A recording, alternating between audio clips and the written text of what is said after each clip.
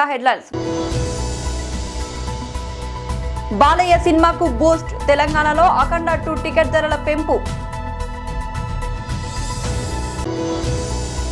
Ramagundam municipal కార్యాలయంలో సమీపంలోని tea junction వద్ద 27 అడుగుల గణపతి విగ్రహ ప్రతిష్టాపన. ఆదిలాబాద్ లో అభివృద్ధి పనుల్లో పాల్గొని బహిరంగ సభలో మాట్లాడిన సీఎం రేవంత్ రెడ్డి.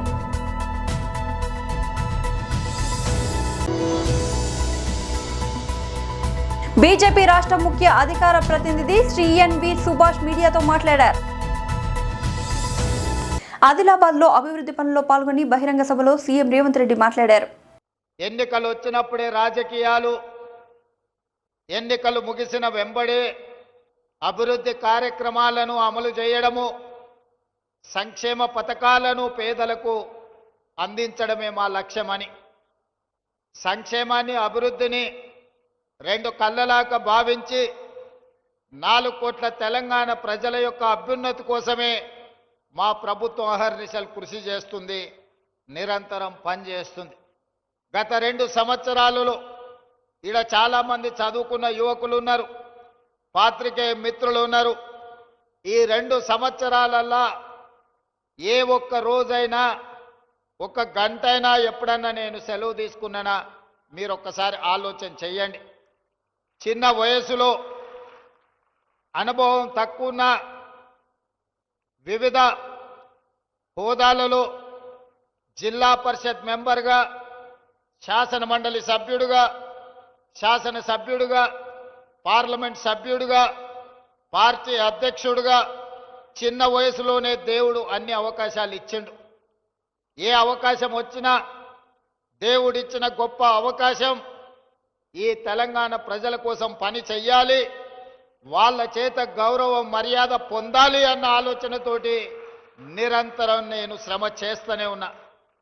కొన్నిసార్లు మనం కష్టపడ్డ ఫలితం రాదు, కొన్నిసార్లు మన శ్రమ కొంతైనా దేవుడి సంకల్పం ఉంటే అద్భుతమైన విజయాలు సాధిస్తాం. ఈ వేదిక మీద నాకంటే గొప్ప అనుభవం ఉన్నవాళ్ళు, పరిపాలన తెలిసిన వాళ్ళు, వయసులో పెద్దవాళ్ళు ఉన్నా చిన్న వయసులోనే నాకు ఈ అవకాశం వచ్చింది అనంటే దేవుడి సంకల్పము, తెలంగాణ ప్రజల ఆశీర్వాదము 100% ఉండబట్టే ఈనాడు ఏ ఒడిదుడుకులు లేకుండా, ఎలాంటి ఆటంకాలు లేకుండా తెలంగాణ రాష్ట్రానికి 2 సంవత్సరాలు ముఖ్యమంత్రిగా పని పూర్తి చేసుకొని ఈనాడు మీ ముందుకు వచ్చి నిలబడి అత్యంత వెనుకబడిన ఆదిలాబాదు జిల్లా అభివృద్ధి కోసం ఈరోజు అభివృద్ధి పథకాలను ప్రారంభించుకోవడమే కాకుండా సంక్షేమ పథకాలను అమలు చేసుకోవాలని ఈనాడు ఈ సభ ఏర్పాటు చేసుకున్నాం. అందుకే రాజకీయాలకు అతీతంగా మిత్రుడు పాయల శంకర్, గోడెం నగేష్ గారు భారతీయ జనతా పార్టీ అయ్యుండొచ్చు, వాళ్ళను తెలంగాణ ప్రజలు మమ్మల్ని అందరినీ ఏ విధంగా ఎన్నుకున్నారో వాళ్ళను కూడా ప్రజలు ఓటేసి గెలిపించిండ్రు. వాళ్ళందరిని కలుపుకొని అభివృద్ధి పదం వైపు నడపాలన్న ఆలోచనతోటి ఈనాడు వేదిక మీద వాళ్ళందరితో కూడా మాట్లాడించి వాళ్ళు ఈ ప్రాంత సమస్యల్ని ఏవైతే నా దృష్టికి తెస్తారో వాటిని పరిష్కరించాలన్న ఆలోచనతోటి ఈనాడు మన ప్రభుత్వం పనిచేస్తుంది. నేను ఒక్కటే మాట అడగదలుచుకున్నా, 4 కోట్ల తెలంగాణ ప్రజల్ని ఆలోచన చేయమని నేను విజ్ఞప్తి చేస్తున్నా. ఆనాడు 10 సంవత్సరాలు ఆ ప్రభుత్వం ఉన్నప్పుడు ఏనాడైనా ప్రతిపక్షాలకు సంబంధించిన ముఖ్యమంత్రి గారి కార్యక్రమాలలో పాల్గొననిచ్చిండ్రా?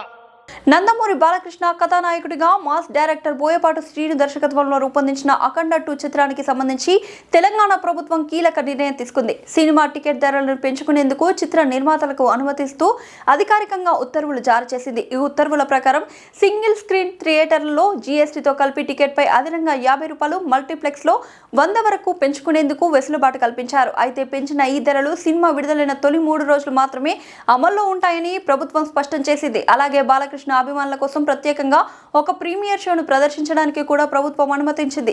ఇవాళ రాత్రి 8 గంటలకు ఈ స్పెషల్ షోను ప్రదర్శించనున్నారు. ఈ ప్రత్యేక షో కోసం టికెట్ ధరను జీఎస్టీతో కలిపి 600 రూపాయలుగా నిర్ణయించారు. అన్ని కార్యక్రమాలు పూర్తి చేసుకున్న ఈ భారీ చిత్రం రేపు ప్రపంచవ్యాప్తంగా ప్రేక్షకుల ముందుకు రానుంది. తాజా ప్రభుత్వ అనుమతితో సినిమా విడుదల సమయంలో టికెట్ ధరలు పెరగనున్నాయి. రాష్ట్ర వ్యాప్తంగా కొత్త డివిజనల్ డెవలప్మెంట్ ఆఫీసులకు వర్చువల్ గా ప్రారంభిస్తున్న పవన్ కళ్యాణ్ రాష్ట్రంలో ఎన్డీఏ ప్రభుత్వం అధికారంలోకి వచ్చిన తర్వాత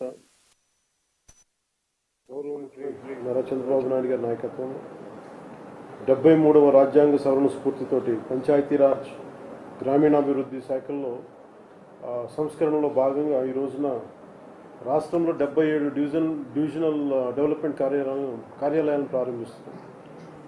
దానికి విచ్చేసిన గౌరవ శాసనసభ్యులు చిత్తూరు ప్రభుత్వ శ్రీ ఆరో శ్రీధర్ గారికి, పూతలపట్టు శాసనసభ్యులు కలికిరి మురళీమోహన్ గారికి, తిరుపతి శాసనసభ్యులు ఆరణ్య శ్రీనివాసులు గారికి, గౌరవ మేయర్ శ్రీమతి సాముద గారికి, ఆంధ్రప్రదేశ్ హస్తకళల అభివృద్ధి corporation chairman doctor Pasupuleti Hariprasad గారికి, చిత్తూరు నగర అభివృద్ధి సంస్థ చూడా చైర్పర్సన్ శ్రీమతి కటారి హేమలత గారికి, కలెక్టర్ మరియు జిల్లా మెజిస్ట్రేట్ చిత్తూరు శ్రీ సుమిత్ కుమార్ గారికి, పంచాయతీరాజ్ మరియు గ్రామీణ అభివృద్ధి కమిషనర్ శ్రీ కృష్ణతేజ గారికి, అలాగే ఈ కార్యక్రమానికి వీడియో కాన్ఫరెన్స్ ద్వారా పాల్గొంటున్న గౌరవ సహచర మంత్రులకు, గౌరవ శాసన మండలి శాసనసభ సభ్యులకు, జిల్లా కలెక్టర్స్కు, సిఈఓలకు, డిపిఓలకు, ఏపీడీ డ్వామాలకు, డీడీఓలకు, ఇతర అధికారులందరికీ, పంచాయతీరాజ్ మరియు గ్రామీణాభివృద్ధి శాఖ సిబ్బందికి, అలాగే టీవీ మాధ్యమంలో వీక్షిస్తున్న ప్రతి ఒక్కరికి ప్రభుత్వం తరఫున, గౌరవ ముఖ్యమంత్రి గారి తరఫున, నరేంద్ర మోదీ గారి తరఫున మీ అందరికీ నా హృదయపూర్వక శుభాకాంక్షలు. నేను ఈ పంచాయతీరాజ్ శాఖ చేపట్టిన తర్వాత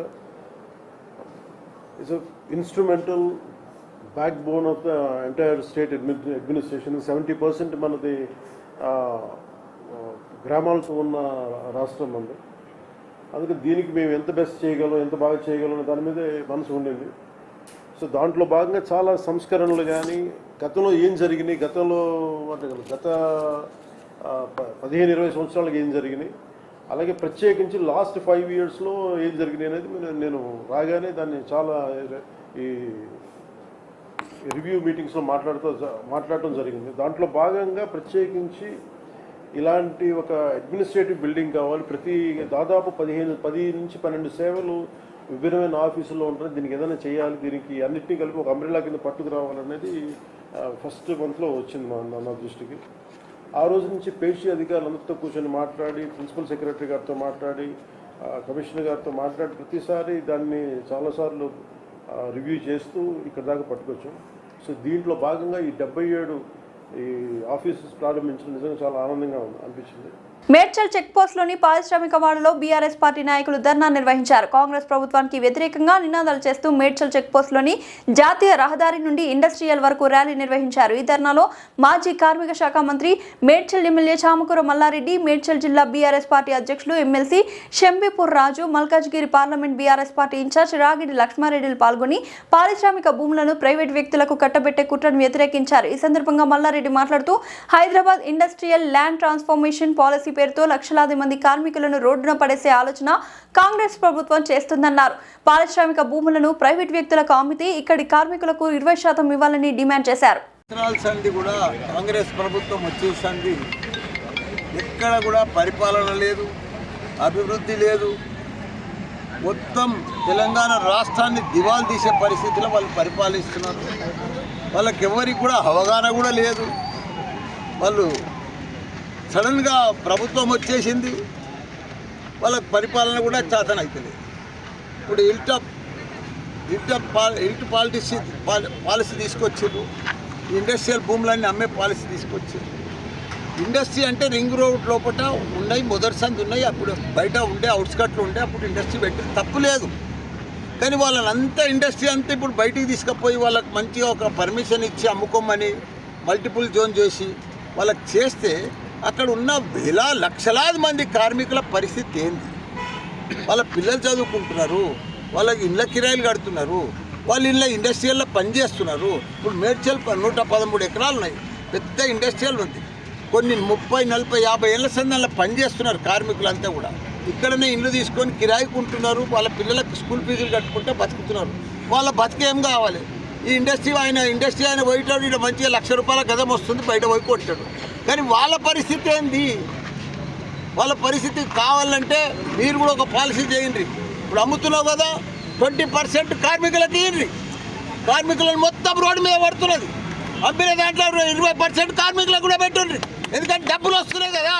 అప్పుడు ఫ్రీ అలాట్మెంట్ అయిన ల్యాండ్లు ఇవన్నీ కూడా ఇండస్ట్రీ పెట్టమని, ఉపాధి కల్పించమని ఇవన్నీ పెట్టిన ల్యాండ్లు ఎవరికేమి ఇవ్వకుండా కార్మికులను మొత్తం లక్షలాది మంది కార్మికులంతా రోడ్డు మీద పెట్టినప్పుడు, మా కేసీఆర్ ఉన్నప్పుడు కార్మికులను కడుపులో పెట్టుకొని కాపాడిండు. ఒక 25 లక్షల మంది, నేను కార్యక్రమ మంత్రి ఉన్నప్పుడు 25 లక్షల మంది మన దగ్గర 15-16 రాష్ట్రాలకి వెళ్ళి వచ్చి కార్మికులంతా మన దేశంకి వెళ్ళి అంతా వచ్చి మన తరపు పనిచేస్తుంది. ఇప్పుడు ఉన్న కార్మికులను, మన తెలంగాణ కార్మికులను ఏళ్ళ సంది జ్యేష్ఠులంతా రోడ్డు మీద పడేసి, ఒక్కటి కాదు రోడ్డు మీద పడేసి కార్మికులు రోడ్డు పడ్డారు, వ్యాపారస్తులు రోడ్డు మీద పడ్డారు. ఎవ్వరికి రియల్ ఎస్టేట్ పుట్టుపడిపోయింది. మొత్తం ఉంది. మొత్తానికి కాంగ్రెస్ వాళ్ళ జేబులు మాత్రం ఫుల్. ఇది నడిచే ప్రభుత్వం కాదు. తప్పకుండా ఇది అంతా రద్దు చేయాలి. ఇంటి పాలసీ, ఇండస్ట్రియల్ అమ్మే భూములన్నీ కూడా 9,200 ఎకరాలు. అది మామూలు విషయం కాదు, లక్షల కోట్లు. ఇదంతా స్కామ్ కింద జరుగుతుంది. కాబట్టి ఇదంతా కూడా మానుకోవాలి, రద్దు చేయాలి. ఇండస్ట్రీ భూములు అమ్మేది కార్మికులంతా కూడా ఏకంగా పెద్ద ఎత్తున ధర్నా చేయాలని కూడా మీ అందరికీ కూడా మనవి. మెదక్ జిల్లా కొల్చారం మండలంలో సైబర్ నేరాలపై అవగాహన కార్యక్రమం నిర్వహించారు. కొల్చారం బస్టాండ్ వద్ద ఎస్ఐ మహమ్మద్ మొహునుద్దీన్ ఆధ్వర్యంలో ఈ కార్యక్రమం జరిగింది. ప్రజలు పెద్ద సంఖ్యలో హాజరయ్యారు. ఎస్ఐ మొహునుద్దీన్ మాట్లాడుతూ వాట్సాప్ గ్రూపుల్లో వచ్చే అన్నోన్ నెంబర్ల లింకులు తెరవద్దని సూచించారు. బ్యాంకుల పేరుతో వచ్చే ఫోన్ కాల్స్ కు వ్యతిరేకంగా సమాచారం ఇవ్వద్దని హెచ్చరించారు. సైబర్ నేరాలు వేగంగా పెరుగుతున్న నేపథ్యంలో జాగ్రత్తలే రక్షణ అని తెలిపారు. పరిస్థితి కూడా ఏదైనా ఏ యాప్ కూడా ఓపెన్ చేయకండి. ఏపీకి యాప్ అని వస్తుంది. ఏదన్నా అసలు మొన్న ఏంటంటే మన నరేంద్ర మోదీ ఉంటారా సెంట్రల్ కిసాన్ యోజన మోర్చా ఐపీకి అలా ప్రజలు వస్తే అది ఓపెన్ చేయగానే ఆటోమేటిక్గా నెంబర్ హ్యాక్ అయిపోతుంది. మీ చుట్టాలకంతా వెళ్ళిపోతుంది. మీ వైపు మాట్లాడి మీ ఫోన్ నెంబర్ నుంచి మీ ప్రాబ్లం ఉన్నప్పుడు 20 పంపించబడుతుంది. నాకు పంపిస్తాం చేసి హ్యాక్ అనేది ఫోన్లు కాబట్టి అలా జాగ్రత్త ఉంది. ఫోటో తీసుకున్నందుకు బట్టి చెప్పారు తీసుకురావాలని ఉద్దేశంతో చెప్తున్నాం. ఓకేనా? ఇంకోటి ఏముంటుంది, పిల్లలు ఆడుకుంటుంది. మీకు తెలియకుండా కూడా చిన్నపిల్లలకు తెలుస్తారు కదా, అదేదో లింక్ ఓపెన్ చేస్తారు. మన ఫోన్ ఓపెన్ చేయకుండా ఎలాంటిది చేయకుండా మొన్న రీసెంట్లీ పోయి ధన్పూరి 1,40,000 మరి అనవసరం. అది అంత తర్వాత తెలుసుకుంటే 1930 కాల్ చేస్తే 50,000 హోల్డ్ అయినాయి. అంటే 50,000 వస్తాయి రిటర్న్. అది ఎట్లా అప్పుడు తెలిసిపోయింది. నేను అదే నేను మోసపోయినా కన్నా అదే అనవసరం వెళ్ళిపోయిన డబ్బులు అని అప్పుడు చేసి 193 కాల్ చేస్తే ఆటోమేటిక్ ఫైల్ అవుతుంది. అది మొత్తం చెప్పిన ప్రకారం దాని బాగుంటుంది. లేకపోతే టౌన్కి వచ్చినా కానీ మొత్తం అది ప్రొసీజర్ ఏమో మొత్తం చేసి కేసు చేస్తాను. కేసు చేస్తే అప్పుడు పైసలు ఆగిపోతాయి. ఓన్ అంటే ఏంటంటే ఇప్పుడు నీ అకౌంట్ నేను ఫ్రాడ్ అని అనుకోండి. నేను ఒక ఫ్రాడ్ చేసి ఒక 50,000 నేను వేరే అకౌంట్లో పంపించేస్తాను. అది ఏం చేస్తారంటే మాకు ఊళ్ళల్లో లేబర్కుంటున్నాం కదా, లేబర్ వల్ల అకౌంట్ వాళ్ళ మీద ఓపెన్ చేసుకుంటే డబ్బులు వల్ల పంపించుకోవాలి. వాళ్ళ తెలియదు బాబు వీళ్ళపై మళ్ళీ అనేది డ్రా చేసుకుంటాం. డ్రా ఎప్పుడంటే 24 గంటలు అయిపోయినాయి, 5 గంటలు అయిపోయినాయి, డ్రా చేసుకుంటారు ఆటోమేటిక్. ఓన్లీ ఇప్పుడు 1 అవర్ లోపల చేస్తే ఆ డ్రా చేయరు కదా, అక్కడ పోయి డ్రా చేస్తే టైం ఉండదు. అందుకే అలా ఈ అప్పుడు 193 కాల్ చేస్తే ఆ అకౌంట్ హోల్డ్ చేసేస్తారు. డబ్బులు ఎట్టుకోవు అలా ఏదేమో రాలేవాడు. అంటే అప్పుడు లేదు క్లియరెన్స్ కంటే అకౌంట్ ఓపెన్ రాలేదు. 193 హోల్డ్ అయితే చెప్తున్నాం. ఓకేనా? బీజేపీ రాష్ట్ర ముఖ్య అధికార ప్రతినిధి శ్రీ ఎన్వి సుభాష్ మీడియాతో మాట్లాడారు. అందరికి నమస్కారం, మీడియా మిత్రులకు అందరికి నమస్కారం. ఈరోజు రాష్ట్ర కార్యాలయంలో ఈ యొక్క పత్రికా సమావేశానికి మీడియా మిత్రులు వచ్చినందుకు వాళ్ళందరికీ కూడా ధన్యవాదాలు తెలుపుతూ, ఇంకొక 4-5 రోజుల్లో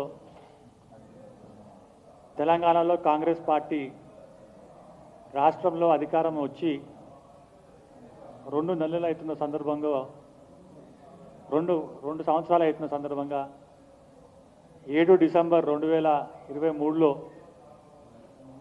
మార్పు కావాలి, ఓర్పు కావాలి అని చెప్పి ఒక నినాదంతో ఆ రోజు కాంగ్రెస్ పార్టీ మరి తెలంగాణలో వచ్చినప్పుడు అనేకమైన అభివృద్ధి కార్యక్రమాలు చేస్తారని చెప్పి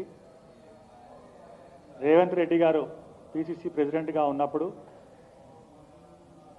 తెలంగాణలో బీఆర్ఎస్ ప్రభుత్వం చేసిన అనేకమైన అరాచకాలను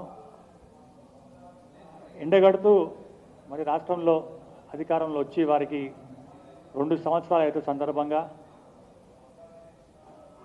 తెలంగాణ రాష్ట్రం ఏర్పడిన తర్వాత రెండో ముఖ్యమంత్రిగా ప్రమాణం స్వీకారం చేసిన తర్వాత అనేకమైన హామీలు వాగ్దానాలు ఇచ్చిన సందర్భంగా ఈరోజు తెలంగాణ ప్రభుత్వం తెలంగాణ ప్రజలకు ఏమి చేసింది, ఎలా చేసింది అనే దాని మీద ప్రజలు మరి ప్రశ్నిస్తున్నారు.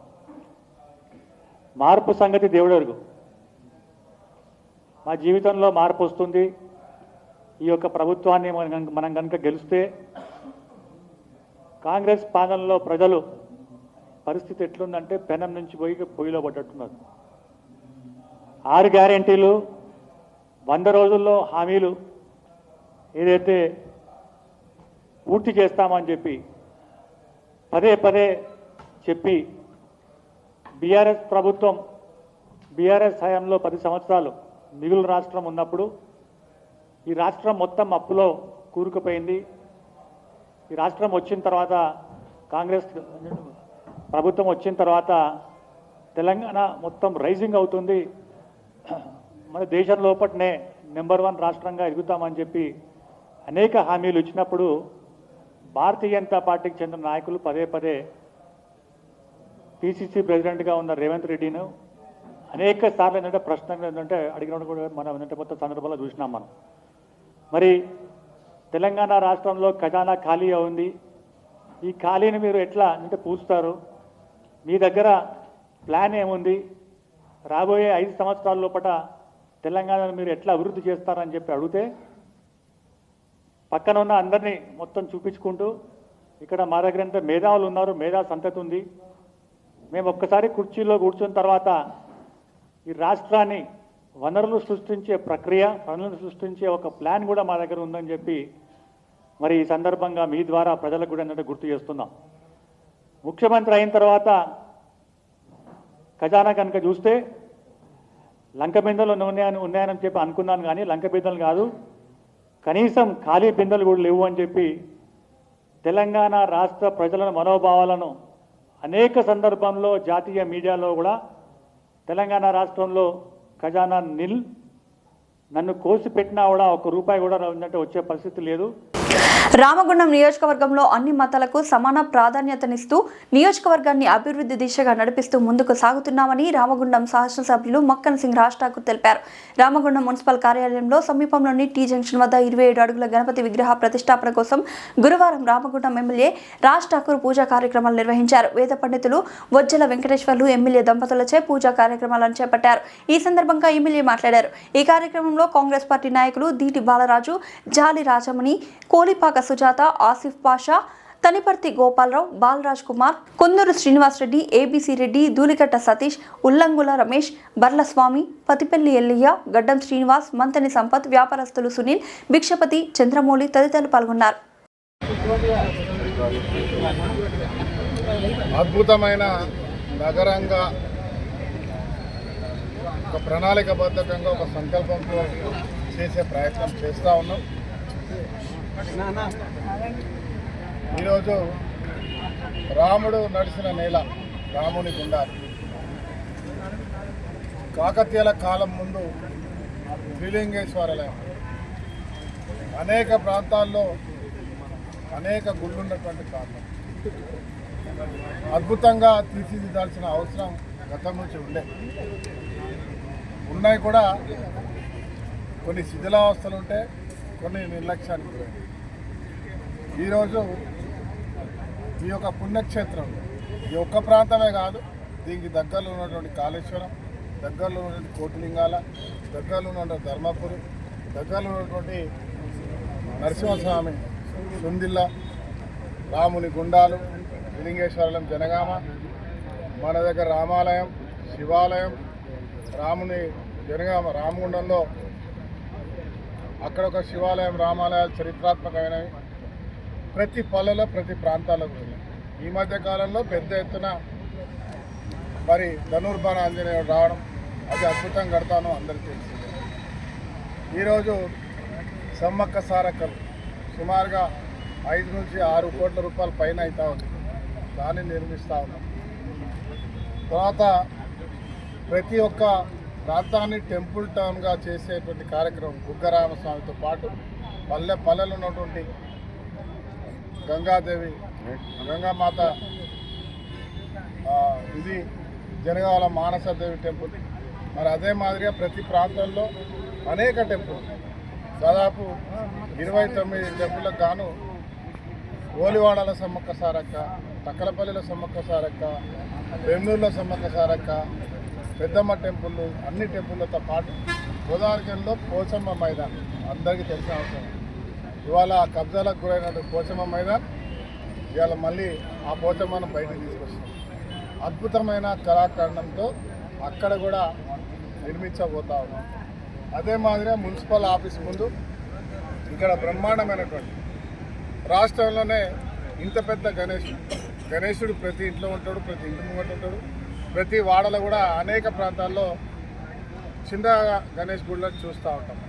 ఇవాళ ఆ గణపతి దేవదేవుడు మరో సంవత్సరానికి ఒకసారి చేసుకోవడం కాదు, శాశ్వతంగా ఈ నగరానికి ఎక్కడైనా రోడ్డు చూడాలని, ఏదైనా మంచి జరగాలని, శుభం జరగాలని ఏ పూజ చూసినా గణపతి పూజతో చేస్తాం. అదే మాదిరిగా గోదావరి కానీ ఎంట్రన్స్లో ఒక బ్రహ్మాండమైనటువంటి 27 అడుగులు కింద నుంచి అవి చూసుకుంటే సుమారుగా 30 అడుగుల. బులెటిన్ ముగించే ముందు హెడ్లైన్స్ మరోసారి. బీజేపీ రాష్ట్ర ముఖ్య అధికార ప్రతినిధి శ్రీ ఎన్వి సుభాష్ మీడియాతో మాట్లాడారు. రామగుండం మున్సిపల్ కార్యాలయంలో సమీపంలోని టీ జంక్షన్ వద్ద 27 అడుగుల గణపతి విగ్రహ ప్రతిష్టాపన. ఆదిలాబాద్ లో అభివృద్ధి పనుల్లో పాల్గొని బహిరంగ సభలో మాట్లాడిన సీఎం రేవంత్ రెడ్డి.